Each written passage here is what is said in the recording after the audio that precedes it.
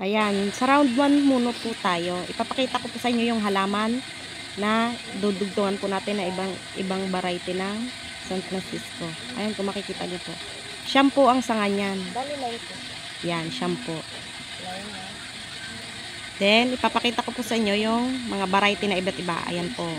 Ayan. 3, 4, 5,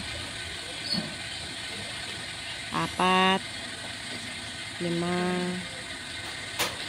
9, 10, 11.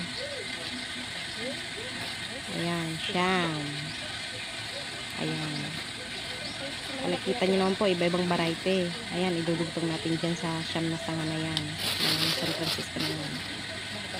Ayan po yung mga gagamitin para pang dugtong.